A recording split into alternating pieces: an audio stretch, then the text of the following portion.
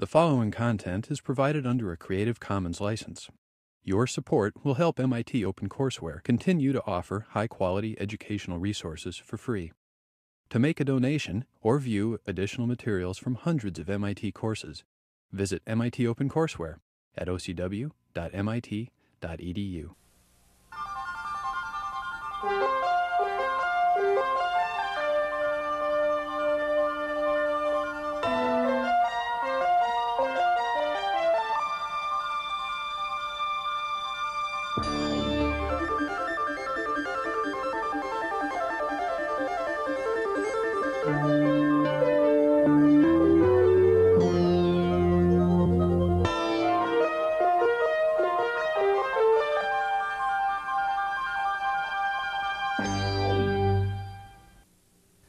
We concluded the last lecture with the statement of the sampling theorem, and just as a quick reminder, the sampling theorem said that if we have a continuous time signal and we have equally spaced samples of that signal, sampled at a sampling period which I indicate as capital T, and if x of t is band limited, in other words, the Fourier transform is 0 outside some band where omega sub m is the highest frequency, then under the condition that the sampling frequency, which is 2 pi divided by the period, is greater than twice the highest frequency, the original signal is uniquely recoverable from the set of samples. And the sampling theorem essentially was derived by observing or using the notion that sampling could be done by multiplication or modulation with an impulse train, and the sampling theorem developed by examining the consequence of the modulation property in the context of the Fourier transform. In particular, if we have our signal x of t and it's multiplied by an impulse train to give us a sampled signal, another impulse train whose values or areas are samples of the original time function, as I indicate here, then in fact if we examine this equation, or equivalently bringing x of t inside this sum, if we examine either of these equations in the frequency domain, the Fourier transform of x sub p of t is the convolution of the Fourier transform of the original signal and the Fourier transform of the impulse train. Now, the impulse train is a periodic signal. Its Fourier transform, therefore, as we talked about with Fourier transforms, is itself an impulse train. And when we do this convolution then, using the fact that the Fourier transform of the impulse train is an impulse train, the result of this convolution then tells us that the Fourier transform of the sampled signal, or the impulse train which represents the samples, is a sum of frequency-shifted replications of the Fourier transform of the original signal. So mathematically, that's the relationship. It essentially says that after sampling or modulation with an impulse train, the resulting spectrum is the original spectrum added to itself, shifted by multiples, integer multiples of the sampling frequency. Well, let's see that as we did last time in terms of pictures.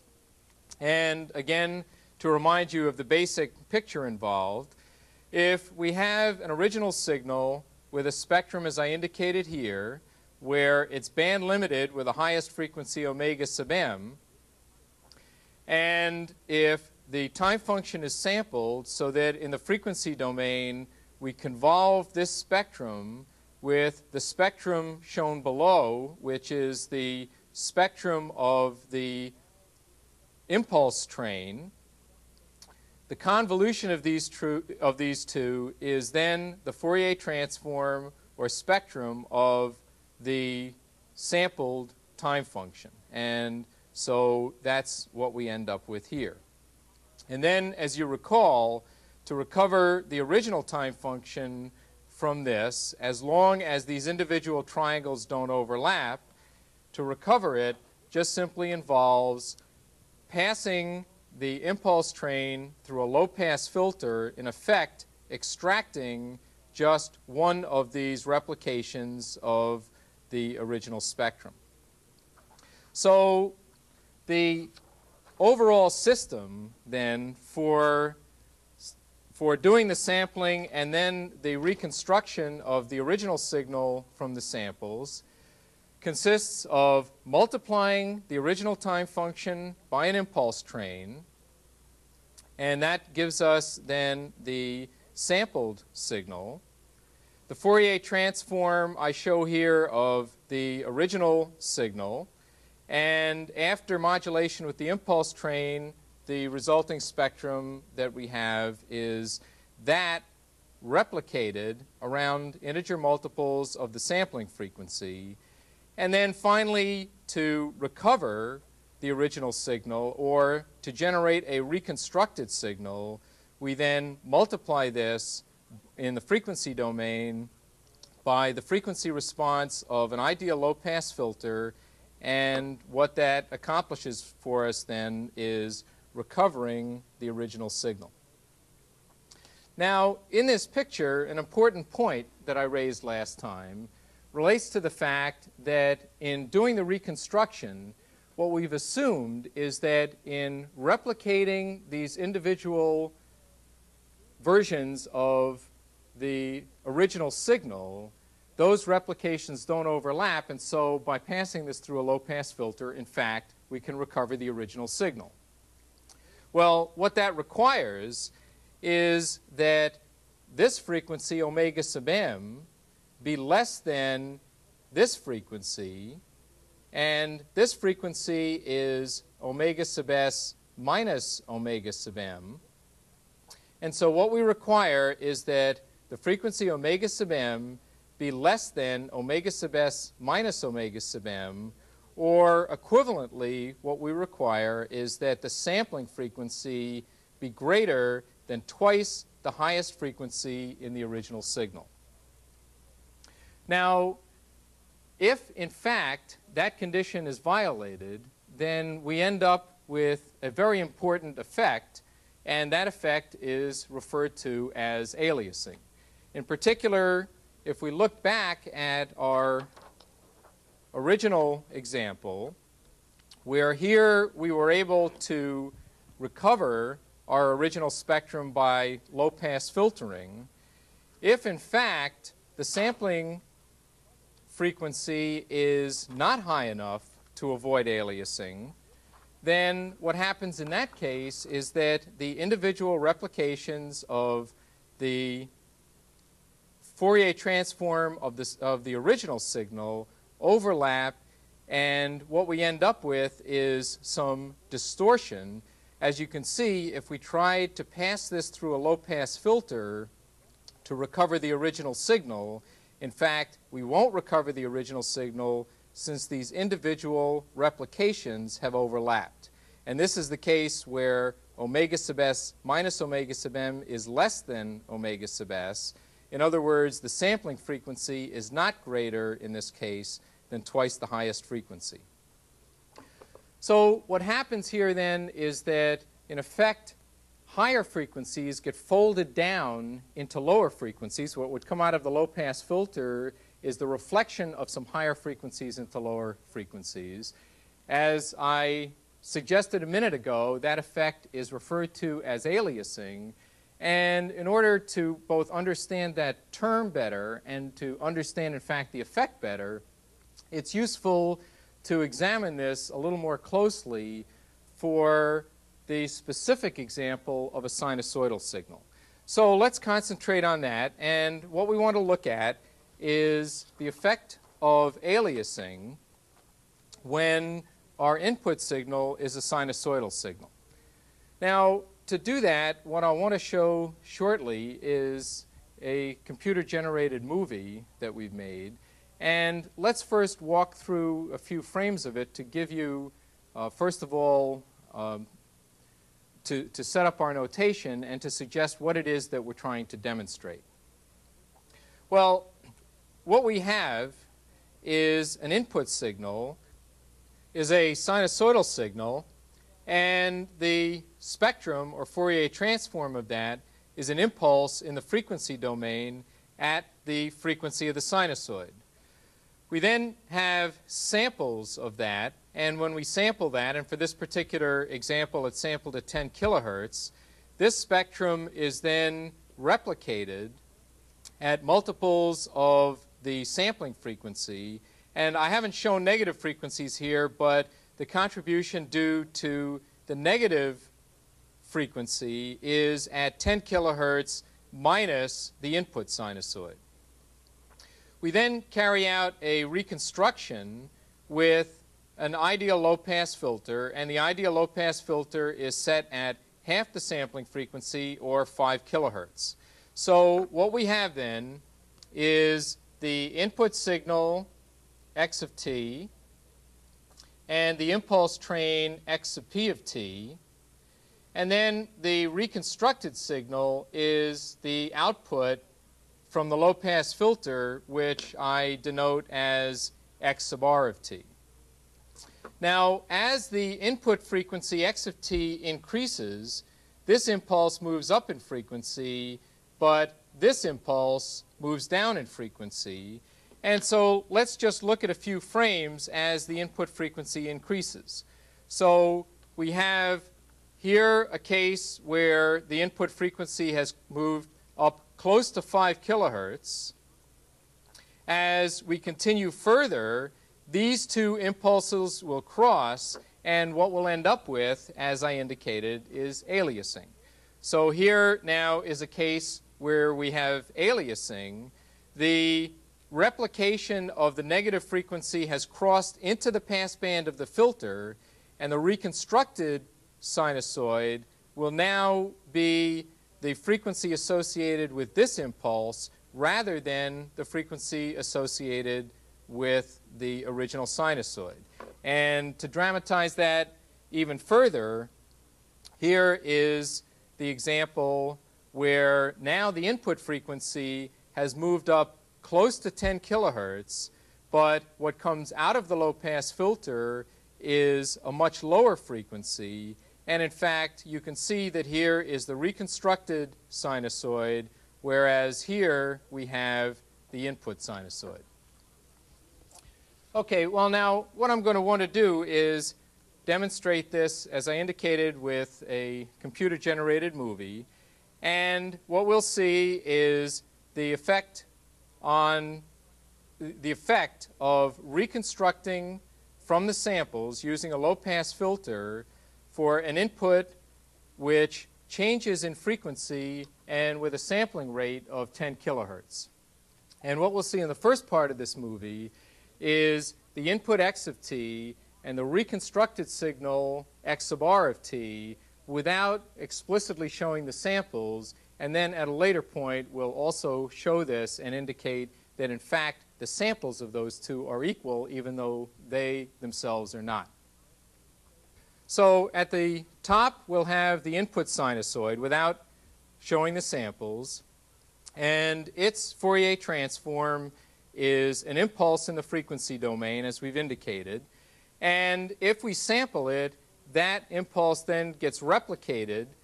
And so its samples in particular will have a Fourier transform not only with an impulse at the input sinusoidal frequency, but also at 10 kilohertz minus that frequency. Now, for the reconstruction, we pass the samples through an ideal low-pass filter. I picked the cutoff frequency of the low-pass filter at half the sampling frequency, namely 5 kilohertz. And here what we see is that the output reconstructed signal, in fact, matches in frequency the input signal.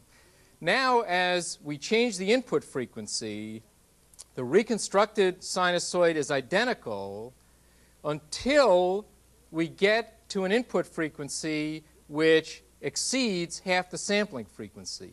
At that point, we have aliasing, and while the input frequency is increasing, the output frequency, in fact, is decreasing. because that's what's inside the passband of the filter. Now let's sweep it back. And as the input frequency decreases, the output frequency increases until there's no aliasing, and now the output reconstructed signal is equal to the input. So we've sampled a signal and then reconstructed the signal from the samples. And keep in mind that given a set of samples, there are lots of continuous curves that we can thread through the set of samples. The one that we've picked, of course, is the one consistent with the assumption about the signal bandwidth. In particular, we've reconstructed the signal whose spectrum falls within the passband of the filter. Now, what I'd like to show is the same reconstruction and input as I showed before, but now let's look at the samples, and what we'll see is that when there's aliasing, even though the output, the reconstructed signal, is not identical to the input, in fact, it's consistent with the input samples. That is, sampling the reconstructed signal gives a set of samples identical to the samples of the input, and it's just that the interpolation in between those samples is an interpolation consistent with the assumed bandwidth of the input based on the sampling theorem. So let's now look at that with the samples also shown along with the sinusoid. So at the top we have the input sinusoid together with its samples. The bottom trace is the Fourier transform of the sampled waveform. The middle trace is the reconstructed sinusoid together with its samples. And notice, of course, that the samples of the input and reconstructed signal are identical. And also the input sinusoidal frequency and the output sinusoidal frequency are identical. We now increase the frequency at the input. The reconstructed sinusoid tracks the input and frequency, and of course the samples of the two are identical. The interpolation in between the samples is identical because of the fact that the input frequency is still less than half the sampling frequency. And so as long as the input frequency is less than half the sampling frequency, not only will the samples be identical, but also the reconstructed continuous waveform will match the input waveform.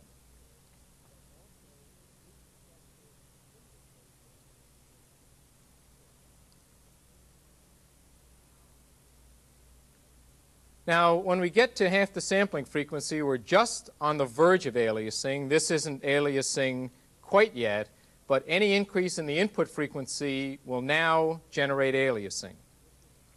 We now have aliasing. The output frequency is lower than the input frequency, but notice that the samples are identical. Now, the low-pass filter is interpolating in between those samples with a sinusoid that falls within the passband of the low-pass filter, which no longer matches the frequency of the input sinusoid. But the important point is that even when we have aliasing, the samples of the reconstructed waveform are identical to the samples of the original waveform. And notice that as the input frequency increases, in fact, the interpolated output, the reconstructed output, has decreased in frequency. Now, as the input frequency begins to get closer to 10 kilohertz, in fact, your eye tends to also interpolate between the samples with a frequency that is lower than the input frequency, and that's particularly evident here. Notice that the input samples, in fact, look like they would be associated with a much lower frequency sinusoid than, in fact, was the sinusoid that generated them. The lower frequency sinusoid, in fact, corresponds to the reconstructed one. Now, as we sweep back down, the aliasing eventually disappears, and the output sinusoid tracks the input sinusoid in frequency. So we've seen the effect of aliasing for sinusoidal signals in terms of waveforms. Now let's hear how it sounds. Now, what we have for this demonstration is an oscillator and a sampler, and the output of the sampler goes into a low-pass filter. So the input from the oscillator goes into the sampler, and the output of the sampler goes into the low-pass filter.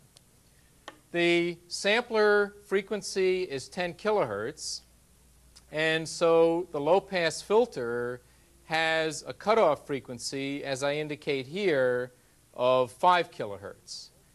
And what we'll listen to is the reconstructed output as the oscillator input frequency varies. And recall that what should happen is that when the oscillator input frequency gets past half the sampling frequency, we should hear aliasing. So we'll start the oscillator at 2 kilohertz, and keep in mind that what you see on the dial is the input frequency. What you hear is the output frequency.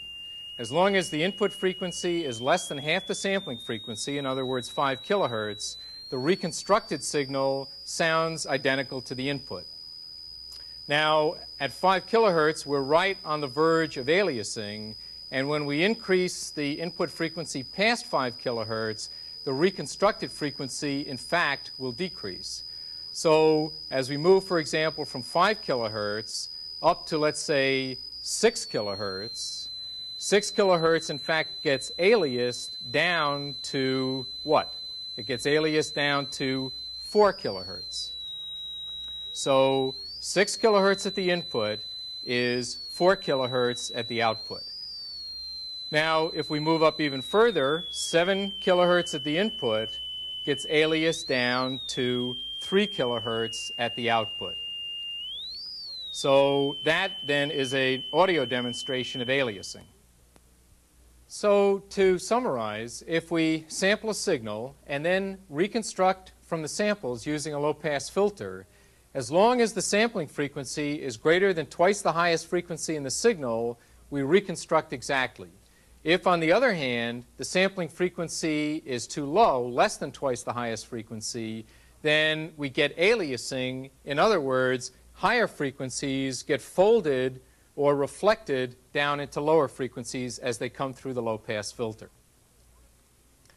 Now, one of the common applications of the whole concept of sampling is the use of sampling to convert a continuous time signal into a discrete time signal to carry out what's often referred to as discrete time processing of continuous time signals.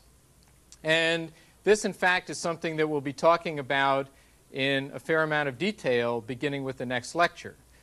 But let me indicate that for that kind of processing, essentially what happens is that we begin with a continuous time signal and convert it to a discrete time signal, carry out the discrete time processing, and then convert back to continuous time. And the conversion from a continuous time signal to a discrete time signal, in fact, is done by exploiting sampling, specifically by sampling the continuous time signal with an impulse train, and then converting the impulse train into a sequence in a manner that I'll talk about in more detail next time. Now, in doing that, of course, as you can imagine, it's important, since we want an accurate representation of the original continuous time signal, to choose the sampling frequency to very carefully avoid aliasing. And so, in fact, in that context and in many other contexts, aliasing is something that we're very eager to avoid. However, it's also important to understand that aliasing isn't all bad, and there are some very specific contexts in which aliasing is very useful and very heavily exploited. One example of a very useful context of aliasing is when you want to look at things that happen at frequencies that you can't look at for one reason or another, and sampling and aliasing is used to map those into lower frequencies. One very common example of that is the use of the stroboscope, which was invented by Dr. Harold Edgerton at MIT. And sometime earlier, in fact, we had the opportunity to visit Dr. Edgerton's laboratory at MIT and see some examples of this. So I'd like to, as a conclusion to this lecture, take you on a visit to the strobe lab at MIT. In the lecture, in discussing aliasing, we've stressed the fact that in most situations it's something that we'd like to avoid. However, right now we're at MIT in Strobe Alley, as it's called, on the way to visit the laboratory of my MIT colleague, Professor Harold Edgerton, where in fact aliasing is an everyday occurrence. Basically, the idea is the following, that if in fact you want to make measurements at frequencies that for one reason or another you can't measure, then sampling and consequently aliasing can be used to bring those frequencies down into a frequency range that you can measure. Well, Professor Edgerton, alias Doc Edgerton, invented the stroboscope for exactly that reason. And kind of the idea is the following. The eye essentially is a low-pass filter, and so there are things that happen at frequencies above which your eye can track. And by sampling with light pulses, sampling in time, what in effect you're able to do is sample in such a way that higher frequencies get aliased down to lower frequencies so that in fact your eye can track them. So let's take a look inside the lab and in fact see an illustration of the strobe and some of its effects. Well, let me introduce you to my MIT colleague, Doc Edgerton. Also, by the way, this is a great place for kids of all ages, and so my daughter Justine insisted on coming along to also help out. Doc, maybe we could begin with you just saying a little bit about what the strobe is and what some of the history is. Sure, it's a very simple application of intermittent light.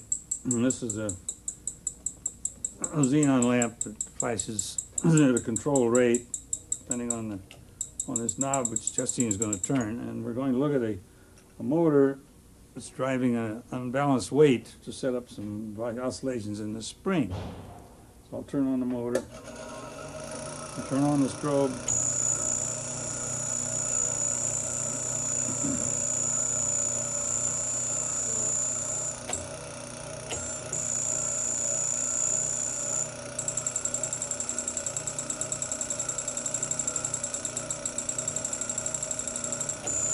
Have to get the right range.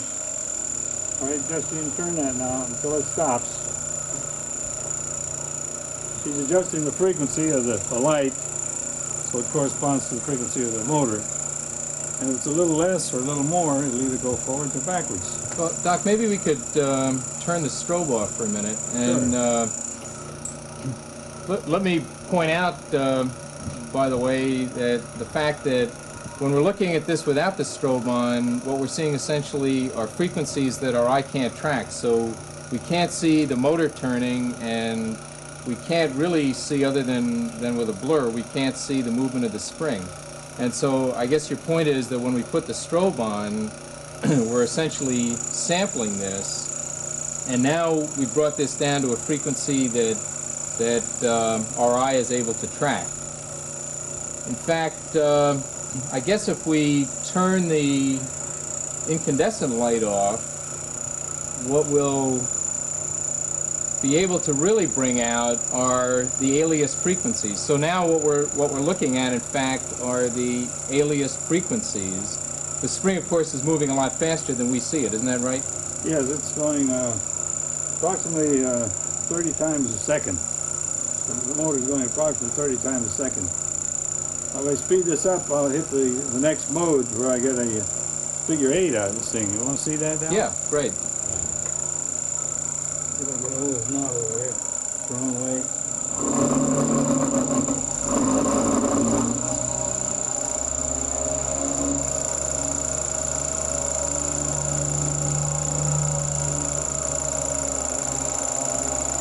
So what we'll be seeing now is essentially a second harmonic. Is that? Yeah, that's the second harmonic. Okay, Justine, you think you could make that spring dance around a little bit by changing the strobe frequency? Yeah, you can either go around that way or you go around this way. Okay, hey, that's really neat. Let's turn the lights back on if we can. It's a marvelous method to look at anything that's periodic. Yeah. It has to be periodic. And what's interesting now, if we look at this, and let's see, can you flip the strobe off again? Sure. Okay, notice, Justine, when we look at the spring now, all that we can see is a blur, and you really can't see, because your eye can't track it, you can't see things happening spatially in frequency. Well, you said, by the way, that this was originally demonstrated at the World's Fair. This particular instrument was made at the World's Fair in Chicago. Not the last one, but the one before that. Wow. And it was, you can see it's all scratched up because it's, the ultimate use of this thing is to break the springs. Because in the use of this, you're trying to find the parts that fail. I see, to put them under stress and fatigue. If I run this for a half an hour or so, that spring will break. And when they work on automobiles, they run them until something vibrates, and then they find out what the part is and what frequency it is. Well, let's, by the way, I bet you've run this for a lot more than a half an hour in Oh this yeah, day. we've broken many, many springs in this thing. And it's a continuous experiment to try new things on it. Okay, maybe we can look at a couple of other things. How about the fan? Maybe. Sure, I'll plug this fan in. This is a classic experiment for the strobe. That's a good idea. Get that thing off. Makes too much noise. So I guess if we move that over here. This is just an ordinary electric fan, but it has a mark on one blade so that you can identify it. We'll plug it in, get it up to speed.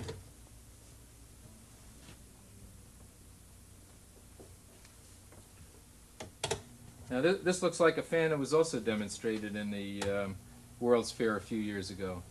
Yeah, could have been. Could have been. Yeah, there was a movie, Quicker Than a Wink, that had this thing in there. And this very fan. Well, one like it. It was belonged to MGM, and Pete Smith wanted.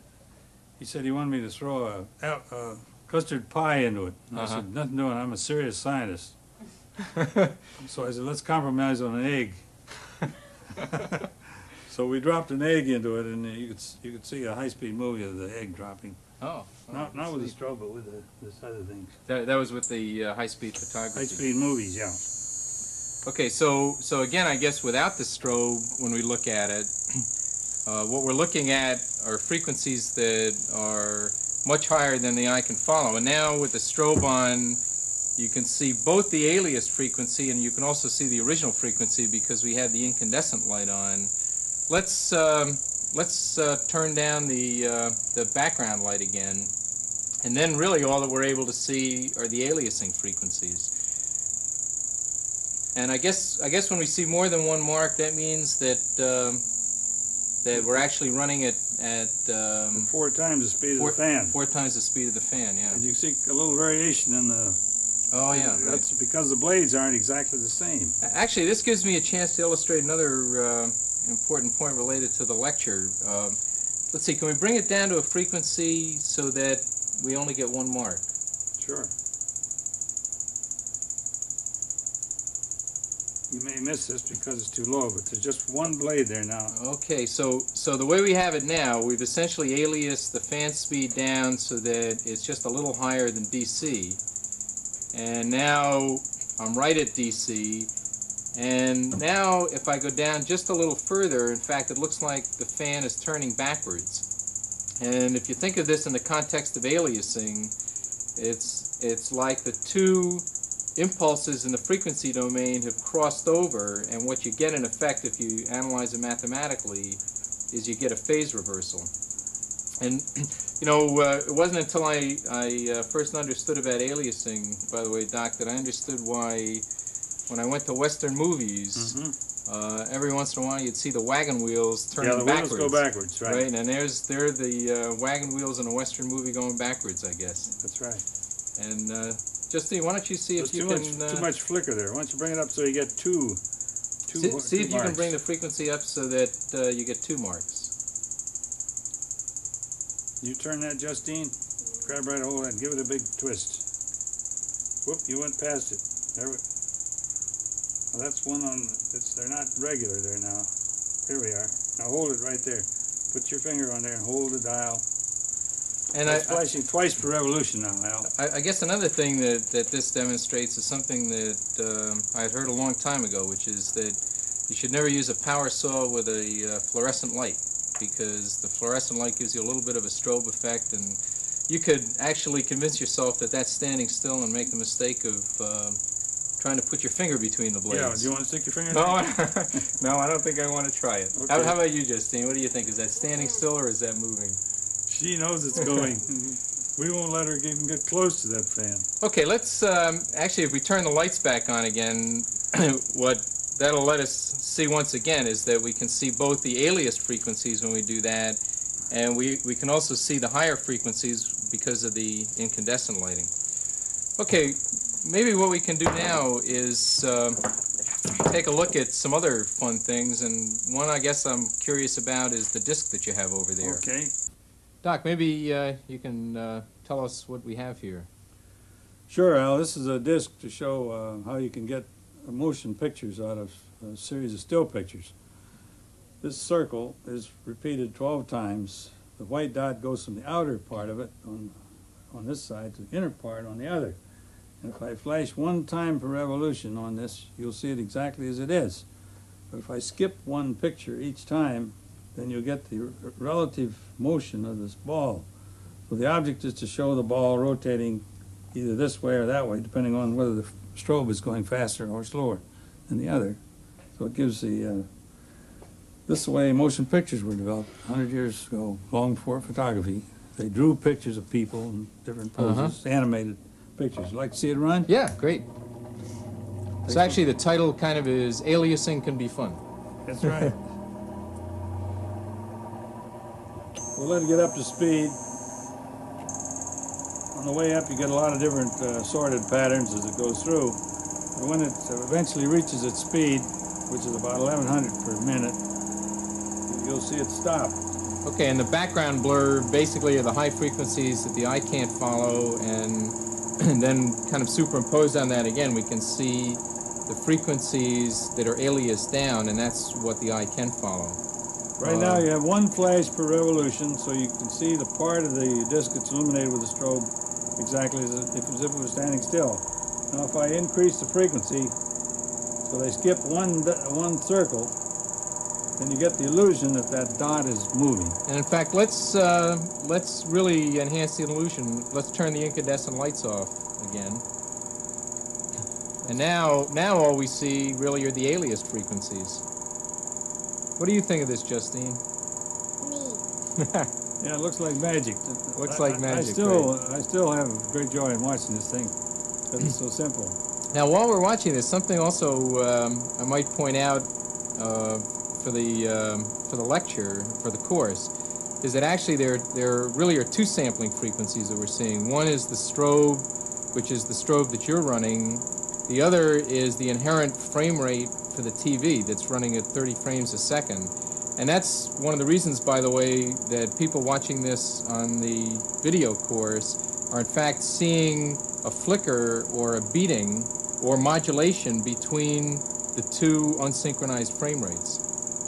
I'll run the frequency of the strobe up, so we get two of them in there. You keep watching them, you get all these interesting patterns. There's two. Now I'll make the two bounce on each other.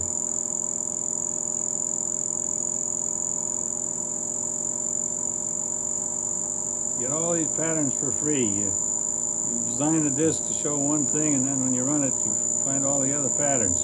I think it would be a terrific homework problem for the video course to have them all sit down and analyze all the frequencies that they're seeing and what they're being aliased to. What do you think of that, Doc? That's a good idea. As a teacher, I love to give quizzes. Right, yeah. You find out whether the students are listening. I think that'll chase a few people away from the course. That's what I think. No, it attracts them. Because you get involved in these optical things, there's no limit of what you can do. Okay, and let's bring the incandescent lights back up again, just to remind everybody that in back of all this are There's some frequencies that are a lot higher than the ones that we begin to get the impression that we're watching. And it's just a motor running at constant speed with a pattern on it. Doc, I have to say that there aren't many people I know that have as much fun in their work as you do. Oh, I'm a lucky man. Well, what I'd like to do now maybe is take a look at one last experiment, if we could. And what I'd like to do is go take a look at, I guess what sometimes is called the, well, not the water drop experiment. What's the name of the... You mean the double piddler hydraulic cavity machine? That's the one I was thinking of. Let's take a look over there. Okay. Come on, Justine, let's go over and turn on the water. So, Doc, this is the, what did you call it? DPHHM for double piddler hydraulic happening machine. Got it, okay. Right, and it's, so it looks like a continuous stream, uh-huh. but it's not. It's a pump over there. It's pumping 60 pulses a second. So the water is coming out in spurts. Uh-huh. So actually, again, it's the 60 pulses a second your eye can't follow. Your eye's no good at 60 seconds. It basically looks like a blur. It is a blur. It is a blur, a nice right. juicy blur. Okay. Now we put the strobe on. Okay, great. All right, so again, I guess we have this essentially alias down, and again with the incandescent light you can see both the high frequency and the alias frequency.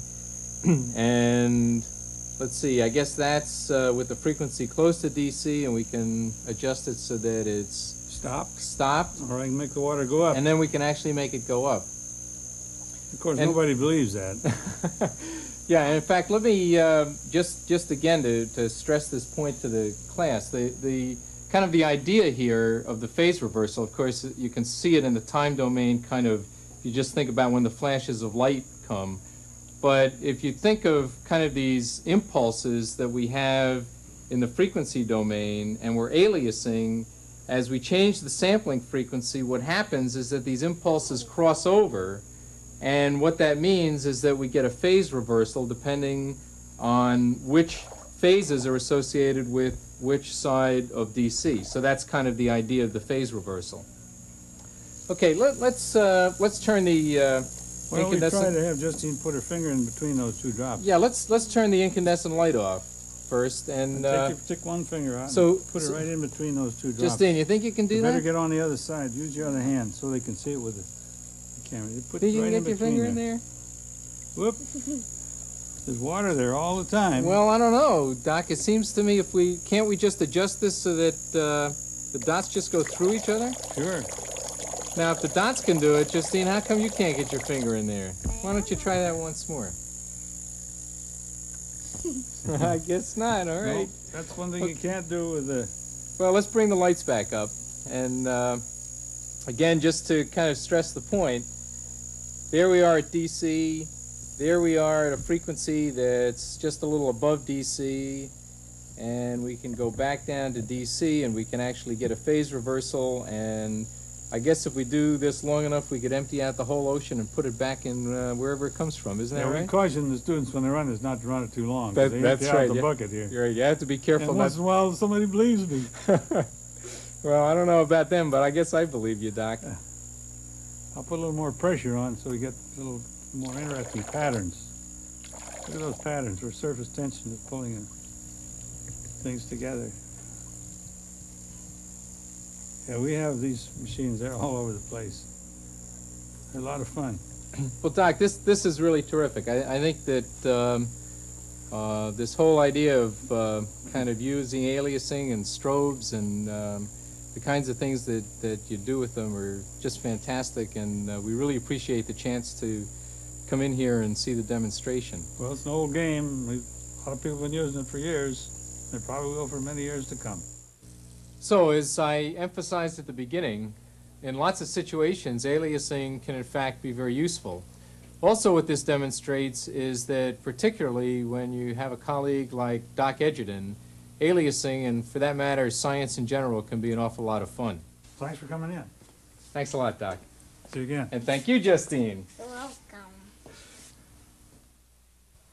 Well, I have to say that that visit was an awful lot of fun for me and for Justine and, in fact, for the whole camera crew that was there. And hopefully all of you at some point will also have a chance to visit at Strobe Alley.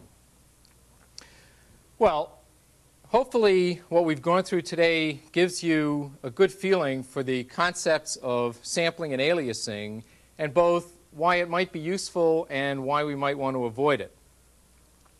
In the next lecture, we'll continue on the discussion of sampling, and in particular, what I'll be talking about is the interpretation of the reconstruction process, not in the frequency domain, but in the time domain, an interpretation specifically associated with the concept of interpolating between the samples.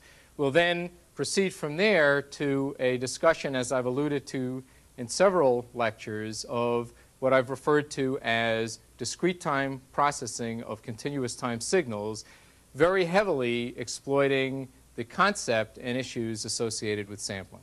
Thank you.